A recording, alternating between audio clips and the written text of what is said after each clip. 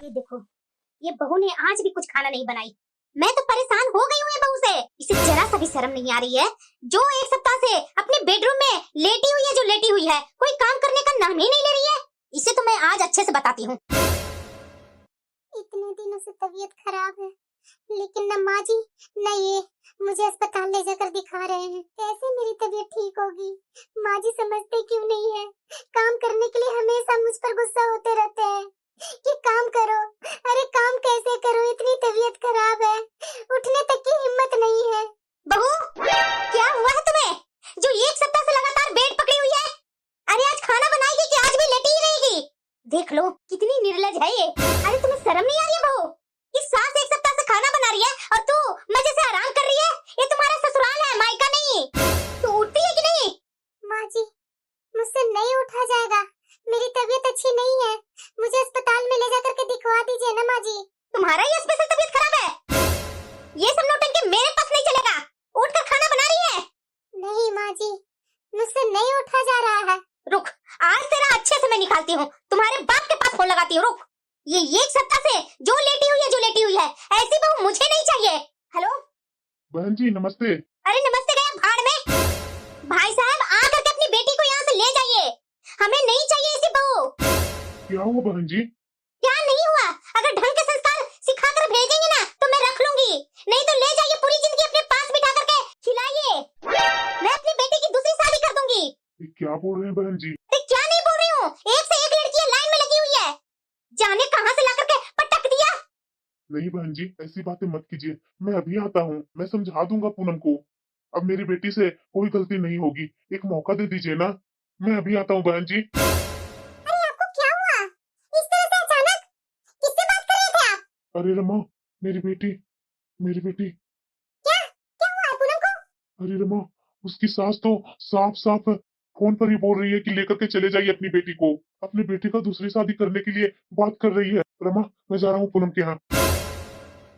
अरे ऐसे कैसे बोल सकते हैं संदन जी? क्या हो गया मेरी बेटी को? माँ जी आप शांत होइए। ऐसी कौन सी बात हो गई पूनम दीदी के यहाँ, जो ऐसे इस तरह से उनकी सास बात की पापा जी से? हेलो आप जल्दी घर पर आ जाइए। क्या हुआ? इस तरह से मुझे क्यों बुला रही है तुम? आप आइए ना घर पर, अभी अभी पापा जी निकले हैं दीदी के घर, जाकर देखे ना कि क्या हो रहा है उनके यहाँ। उनकी सास का फोन आया था, उनकी सास पापा जी को बहुत ही खरी खोटी सुना रहे थे। ठीक है काजल, मैं अभी निकलता हूँ ऑफिस से। माँ जी आप शांत होइए ना, अभी अभी आपका बेटा भी गए हैं पापा जी के पीछे पीछे। अरे बहू मुझे तो बहुत ही डर लग रहा है, ना जाने मेरी बेटी के साथ क्या हो रहा है वहाँ। इधर एक दो सप्ताह से मेरी बेटी का फोन भी नहीं आया, मैं बार बार कोशिश करती हूँ लेकिन फोन लगता ही नहीं है, कभी स्विच ऑफ बताता है, कभी नेटवर्क क्षेत्र से बाहर बताता है। मुझे तो बहुत टेंशन हो रही है बहू। माँ जी आप इस तरह से करेंगे तो पूनम दीदी का क्या होगा? आप शांत रहिए ना माँ जी। देखिए आपका बेटा को भी मैं भेज दी हूँ, आने के बाद पता चलेगा, चाहे वहाँ जाने दीजिए, आधा घंटा में मैं उनसे बात करके पूछती हूँ कि हुआ क्या है। बहन जी आ गए आप लोग। मुझे तो ये समझ में नहीं आता है कि कौन सा मुंह लेकर के आ जाते हैं बार बार। क्या सिखाया आप लोग अपनी बेटी को? ना तो उसे बोलने की तमीज है, ना कोई संस्कार है, ना रहन सहन की ढंग है, न जाने जाइलों की तरह बच्चे पैदा करके बड़ा कर दिए, बड़ा करके शादी कर दिया और थोप दिया दूसरे के सर पर, जिंदगी भर के लिए झेलने के लिए। पहली बार मैं अपने पापा को इतनी बेइज्जती होते देख रहा हूँ। बहन की बात है, मजबूरी है कि मैं कुछ नहीं कर पा रहा हूँ। अगर कोई और होता ना तो पापा की इतनी बेइज्जती पर कब का उसका मुंह तोड़ दिया होता, लेकिन ये लड़का वाले है ना तो झुकना ही पड़ेगा, चाहे पापा की बेइज्जती क्यों न हो। अरे शर्म कीजिए, कुछ तो शर्म कीजिए ना, कि बेटी को पैदा किए थे दूसरे को ही बर्बादी करने के लिए। कोई संस्कार नहीं सिखा सकते थे? संस्कार भी लड़की मेरे यहाँ थोप दिए लाकर। अरे चुल्लू भर पानी में डूब मरिए, ऐसे ऐसे बच्चे पैदा किए हैं। खाना बनाने का ढंग, कुछ करने का तो ढंग है ही नहीं है आपकी बेटी में। वो तो मैं ही हूँ जो झेल रही हूँ, दूसरी सास रहती ना तो उसे ये दशा दिखाती ना कि उसे पता चल जाता। अब खड़े खड़े मुंह क्यों दिखा रहे हैं अपना? जाइए जाकर के मिल लीजिए अपनी बेटी से कमरे में, समझा दीजिए। मैं कहती हूँ समझाने की जरूरत ही क्या है, ले जाइए, महीना 2 महीना 4 महीना 1 साल अपने पास ही रखिए।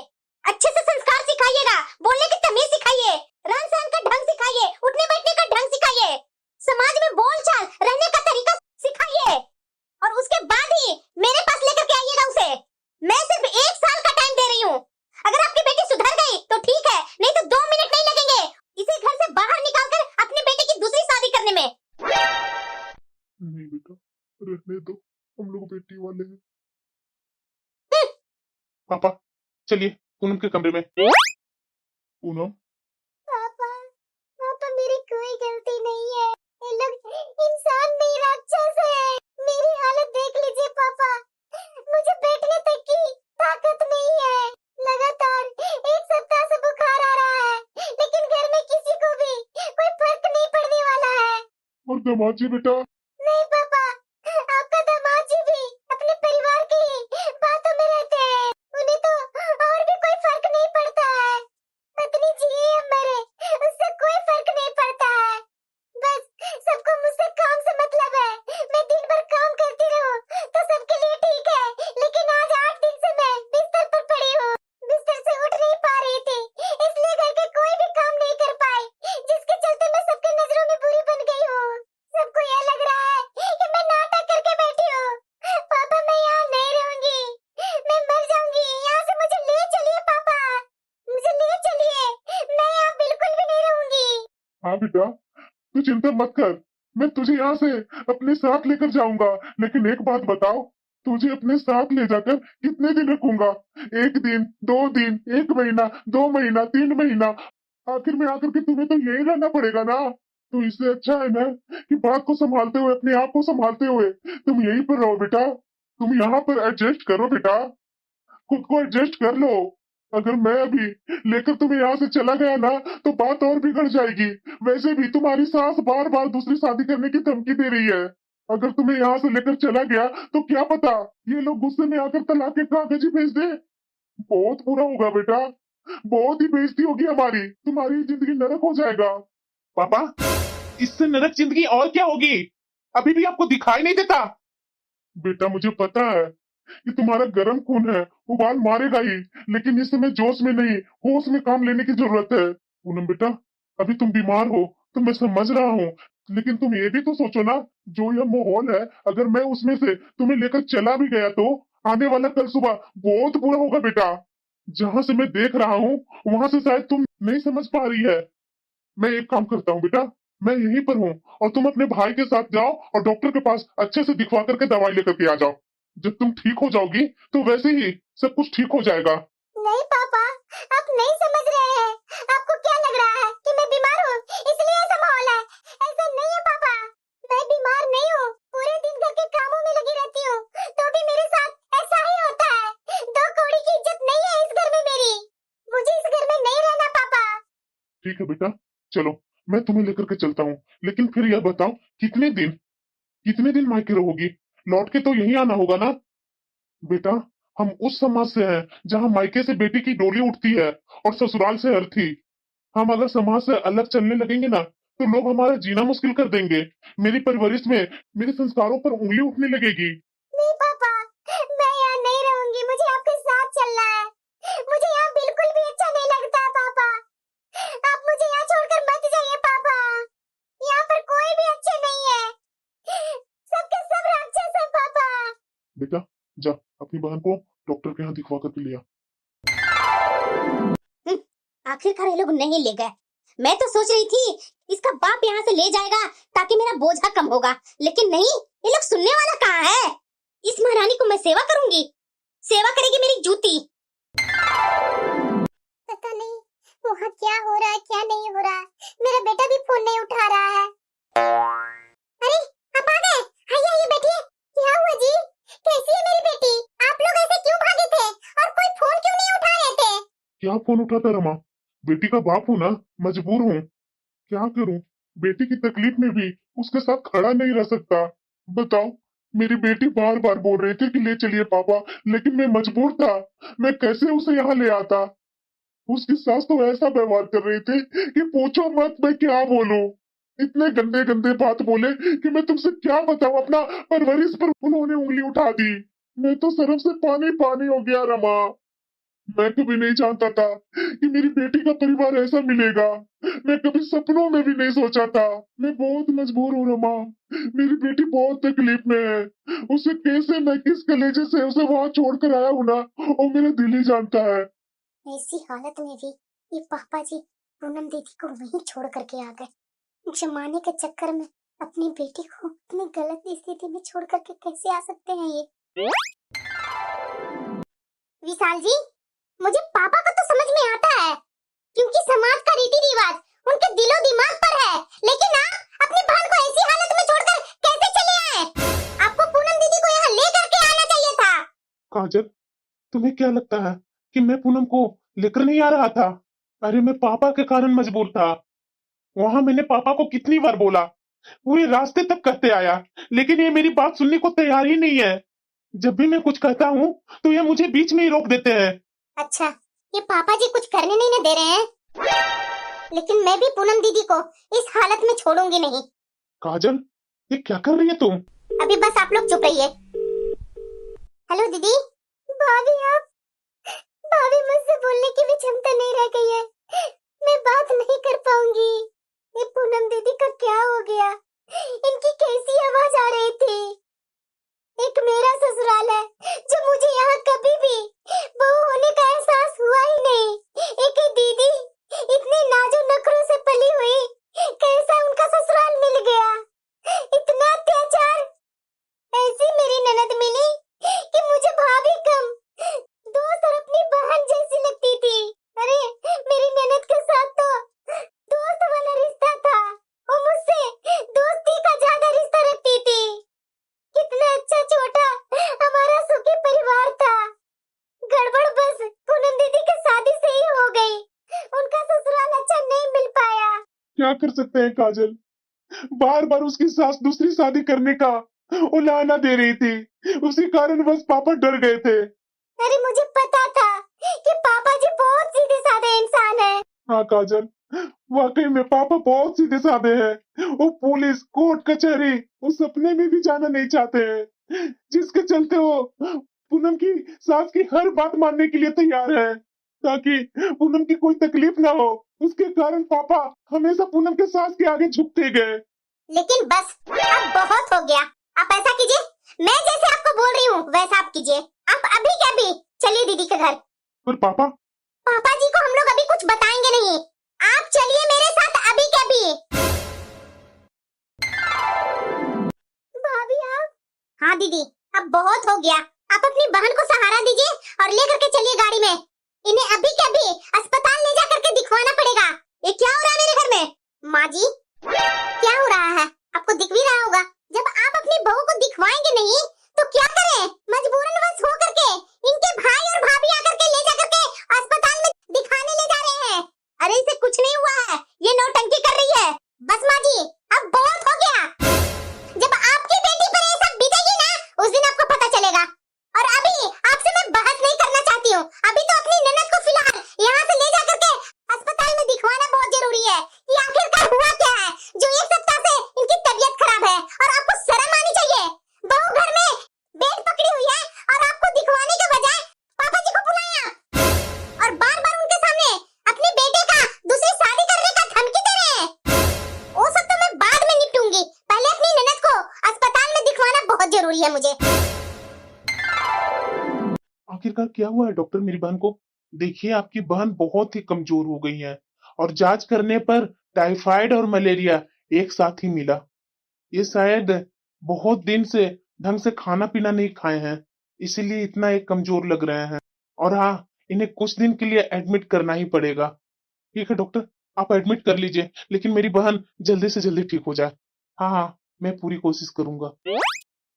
माँ जी, आपके व्हाट्सएप पर एक एड्रेस भेज रही हूँ। उस एड्रेस पर आप और पापा जी दोनों आ जाइए जल्दी से जल्दी। देखिए तो जरा क्या हालत हो गई है दीदी की। इतने जल्लाद हैं इनके ससुराल वाले, इन्हें लाने तक नहीं दे रहे थे। पूनम। माँ जी, अब टेंशन लेने वाली कोई बात नहीं है माँ जी। दीदी को मैं अस्पताल में अभी भर्ती करवा दी हूँ। दीदी को अभी डॉक्टर ने टाइफाइड और मलेरिया दोनों बताया है और दीदी बहुत ही कमजोर हो गई हैं। बहू, उसकी सास ने नहीं ना कुछ बोला? बोल तो बहुत रही थी माँ जी, लेकिन मैंने एक भी बात उनका नहीं सुना। सीधे दीदी को उठाया और लेकर के यहाँ आ गई। अरे बहू, ये क्या कर दिया तूने? तूने तो बहू बात को और बढ़ा दिया। अब बताओ बहू, पूनम की सास कितनी बातें बनाएगी? तुमने तो बहू सब कुछ बर्बाद कर दिया। नहीं पापा जी, मैंने कुछ भी गलत नहीं किया। मैंने जो भी किया ना सही किया। बहू, तुम कब से ऐसी हो गई? तुम लोगों की बात को मुझे ही संभालनी पड़ेगी। अभी मैं इसकी सास को फोन लगाता हूँ। माँ जी अब मत रोइए, दीदी के पास आइए ना। हाँ बहू, मेरी बेटी को उन लोगों ने क्या बना दिया? बहन जी, पूनम को मेरा बेटा ने अस्पताल में भर्ती करवा दिया है। हाँ तो ठीक है ना भाई साहब, करवा लीजिए अपनी मन की तसल्ली। आप लोग तो वहाँ है ना, तो हमारी क्या जरूरत है? माँ बाप से अच्छी देखभाल हम थोड़ी ना कर सकते हैं। आपका बेटा यहाँ से ले ही गया है बहू को, तो पूरी तरह से ठीक हो जाएगी, तो ला करके पहुँचा दीजिएगा। माँ जी बस कीजिए, अब कितना रोएंगे? दीदी जब उठेंगे तो क्या सोचेंगे? अरे बहू, माँ का दिल है ना, मैं कभी नहीं सोची थी कि मेरी बेटी इस हालत में कभी होगी। मेरी बेटी का तो ससुराल बहुत ही गलत मिला बहू। मैं कभी सपने में भी नहीं सोच सकती थी कि मेरी बेटी के साथ ये हाल होगी। बताओ कितनी कमजोर हो गई है मेरी बेटी। अरे माँ जी टेंशन मत लीजिए, अब हम लोग आ गए हैं ना दीदी के पास, अब दीदी को कुछ नहीं होगा। अब चुप भी तो हो जाइए ना। माँ, तुम? हाँ बेटा, अब तुम जरा सा भी टेंशन नहीं लेगी, हम लोग हैं ना तुम्हारे पास। हाँ माँ, अब बस कुछ नहीं अभी बोलना है, और पुरानी बातें जरा सा भी नहीं दोहराएगी। हाँ माँ, माँ आज भाभी है ना, तभी मैं आज अस्पताल में हूँ, नहीं तो इतने दिनों से तो मैं घर में ही पड़ी हुई थी। इतनी तबीयत खराब होने के बाद भी मैं वहाँ मर रही थी, एक टेबलेट भी किसी ने लाकर नहीं दिया। मैं जानती हूँ बेटा, तुम्हें ये सब बोलने की कोई जरूरत नहीं है, तू बस जल्दी से ठीक हो जा। बहू, लगातार 3 दिन हो गया, अभी तक पूनम के ससुराल से न इसके सास आए हैं देखने, न ससुर, न दामाद जी। वही तो माँ जी, देख नहीं रहे हैं। पूनम, माँ जी लग रहा दामाद जी आए। ये देखो पूनम, माना कि तुम्हारी तबीयत खराब थी, हम तुम्हारा इलाज नहीं करवा रहे थे, जो भाई बाप को बुलाकर यहाँ चली आई। हमारी समाज में तो तुमने नाक ही कटवा दी। क्या सोचेंगे सब लोग कि हम तुम्हारा ध्यान नहीं रखते हैं? दामाद जी कैसी बातें कर रहे हैं आप? पूनम आपकी पत्नी है, कम से कम आप तो समझा कीजिए ना अपनी पत्नी को। लगातार 10 दिन से ये बीमार है, आपकी इनकी हालत दिखाई नहीं दी? जब हम इन्हें ला करके अस्पताल में भर्ती किए, आप इन्हें ताने दे रहे हैं कि भाई बाप को बुलाकर चली आई। अगर आपने इनका पहले ही इलाज करवा दिए होते तो क्या जरूरत थी हमें इन्हें इनकी घर से ला करके अस्पताल में भर्ती करवाने की? करवा रही है ना मेरी बेइज्जती। आखिरकार बताओ ना कि दामाद के आगे कोई अपना जवान कैसे खोल सकता है? तुम्हें पता है ना कि दामाद भगवान होते हैं। जरा ये बताइए दामाद बाबू, किस दामाद की पूजा होती है ससुराल में? अगर दामाद बाबू गलत करेंगे तो क्या उनकी आरती उतारी जाएगी? हमारी ननद की, हमारे घर की बेटी को आप अपने घर में 1 सप्ताह से तबीयत खराब में एक टेबलेट लाकर नहीं दिए, तो क्या करते हम लोग? वैसे ही आप लोग को जैसे अपनी ननद को, अपनी बेटी को मरते छोड़ देते हैं। अरे आप लोग इंसान है ना, तो इंसान के जैसा व्यवहार क्यों नहीं करते हैं? हमारे घर के आप दामाद है ना, तो दामाद के लायक काम भी क्या कीजिए। हमारे घर की बेटी को ब्याह करके लेकर गए हैं अपने घर, तो उनका इज्जत, मान, मर्यादा रखना आपके हाथ में है, ना कि बेइज्जती करना आपके हाथ में है। पूनम, बहू, थोड़ा कम बोला करो। आजकल तुम बहुत बोलने लगी है। दामाद है हमारे घर के, पता है ना तुम्हें? हाँ पापा जी, पता है कि दामाद है हमारे घर के, भगवान नहीं, वो भी इंसान ही है। और अगर उन्हें इतनी ही अपनी इज्जत की चिंता होती ना, तो बात यहाँ तक आती ही नहीं। दीदी आप बिल्कुल टेंशन मत लीजिए, हम लोग हैं आपके साथ। बस 2 दिन में आपको यहाँ से डिस्चार्ज मिल जाएगी। आप बस अच्छे से रहिए और बिल्कुल टेंशन नहीं लेना है आपको। दीदी। हाँ भाभी, अब कैसी है आपकी तबीयत? पहले से तो बेहतर है भाभी। तो हाँ, अब टेंशन नहीं लेना है, खुशी खुशी आराम से रहिए। ठीक है भाभी। बहू, लगभग 1 महीना होने को आया, लेकिन आज तक पूनम के ससुराल से एक फोन तक नहीं आया। यहाँ तक कि दामाद जी भी एक फोन नहीं किए मेरी बेटी के पास। माँ जी, दीदी के ससुराल से फोन नहीं आया, लेकिन पापा जी तो हर एक 2 दिन 3 दिन पर बात करते ही रहते हैं दीदी के ससुराल में। वो लोग बात करे या ना करे, क्या कर सकते हैं बहू, बेटी के बाप है ना, तो झुकना ही पड़ता है। पर इतना भी क्या है माँ जी कि बेटा का परिवार होगा तो इतनी अकड़ में रहेगा। अब क्या कर सकते हैं बहू, दुनिया की यही रीत है। लड़का का परिवार वाला अकड़ में ही रहता है, लड़की के परिवार वाला ना सर झुका करके नीची नजरें करके रहता है ताकि उसकी बेटी को अच्छे से रख सके। हाँ नमस्ते बहन जी। देख लो बहू। हाँ हाँ बस बस भाई साहब, अब क्या पूरी जिंदगी अपने घर पर ही रखना है या कुछ जिम्मेदारी अपनी बेटी को भी दोगे? नहीं बहन जी, ऐसी कोई बात नहीं है। पूनम बिल्कुल ठीक है। आप जब चाहें तब पूनम को यहाँ से ले जा सकते हैं। हाँ तो 1 महीना होगा तो बीमारी क्या लगा रहेगा क्या? अब तो अच्छा खासा हिस्ट पुष्ट हो ही गई होगी। और आप ये क्या बोल रहे हैं, लेकर के जा सकते हैं? भाई साहब, जैसे लेकर के गए थे ना वैसे ही ला करके पहुंचा दीजिए। हमारे यहाँ कोई खाली हाथ नहीं बैठे हुए हैं। पापा जी फोन दीजिए तो। माँ जी, फिलहाल तो पूनम दीदी अभी पूरी तरह से ठीक नहीं है। और दूसरी बात, पूनम दीदी आपके घर की बहू है, तो अगर आप ले जाना चाहती हैं तो आप ले जा सकती हैं। हमारे यहाँ बेटियों को ले जाकर के ससुराल में छोड़ने की रिवाज नहीं है माँ जी। देखो काजल, मुझे पता है कि तुम बहुत तेज हो, लेकिन मुझसे जवान तुम मत ही लड़ाना। अगर लाकर छोड़ दोगे तो ठीक है, नहीं तो पूरी जिंदगी अपने पास ही रखना। हमें जरूरत नहीं है उसकी। ठीक है आंटी जी, कोई बात नहीं। नहीं आपको जरूरत है ना, तो हमें तो है ना। अगर आपको जरूरत है तो आप आकर ले जाइए, हम पहुंचाने से रहे। और हाँ, दूसरी बात, बार बार जो धमकी देते हैं ना, तो आप धमकी देना बंद कर दीजिए। बहू, आपको क्या लगता है कि आपकी धमकी से हम लोग डर जाएंगे? पापा जी सीधे साधे हैं, आप उन्हें डरा सकती हैं, लेकिन हमें नहीं डरा सकते हैं। पापा जी पुलिस कोर्ट कचहरी में नहीं पढ़ना चाहते थे, लेकिन हमारे साथ ऐसा कुछ नहीं है। मेरे भी पापा पुलिस में ही है, आपको पता ही होगा। एक बार बस उनके पास बात करने की जरूरत है मुझे तो कहीं जाने की जरूरत नहीं पड़ेगा। और रही बात दूसरी शादी की, तो कर लीजिए ना आप अपनी बेटी की दूसरी शादी। मैं भी देखती हूँ कैसे कर लेंगी आप, इतना आसान नहीं होता दूसरी शादी कर लेना।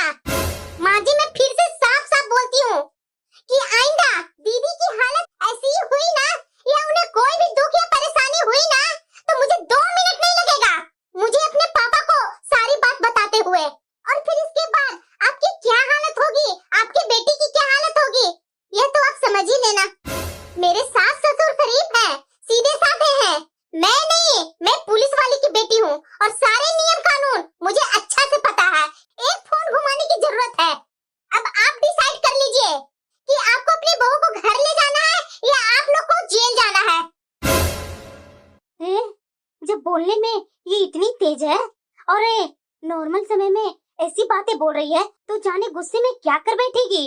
वैसे भी इसका बाप पुलिस में है, ये लोग कुछ भी करवा सकते हैं। सच में मुझे जेल भेज दिया तो, मेरे बेटे को जेल भेज दिया तो, मुझे तो लगा था कि अपने ससुर के जैसे अपनी सास की तरह सीधी सादी निकलेगी, लेकिन ये तो बहुत तेज निकली। तो बात बात में पुलिस की धमकी दे रही है। पुलिस वाली की बेटी है, इसे तो सच में सारे कानून पता होंगे। उसके बहकावे में अगर आकर सच में इसका बाप मेरे घर आ गया तो। हाँ बहन जी। भाई साहब, 2 दिन बाद मैं किसी को भी भेज दूंगी पूनम के लाने के लिए। आप उसके आने की तैयारी कर दीजिए और आप लोग चिंता मत करिए, यहाँ पर उसे किसी तरह की तकलीफ नहीं होगी, दुख नहीं होगा। यहाँ पर हम सब उसको अच्छी तरह से ध्यान रखेंगे। अरे रमा, तुम्हें क्या हुआ? पूनम की सास की फोन आई थी ना, आप इतना खुश क्यों दिख रहे हैं? अरे पूनम, अब लगता है मुझे मेरी बिटिया की जिंदगी में अच्छे दिन आने वाली है। क्या जी, क्या बोल रहे हैं आप? हाँ रमा, दमाजी अपनी बिटिया को 2 दिन बाद अपने साथ अपने घर ले जाने वाले हैं। ऐसे कैसे जी? अब ये सब अपनी बहू से पूछ सकती है ना, अब मैं कैसे बता सकता हूँ? बहू, मुझे भी पता है ये कुत्ते की दुम इतनी जल्दी कैसे सीधा हो गई। कहीं कहा गया है लोहे लोहे को काटता है। माँ जी आप बिल्कुल चिंता मत कीजिए अपनी बेटी के लिए। अब देखिएगा आगे से दीदी की सास उन्हें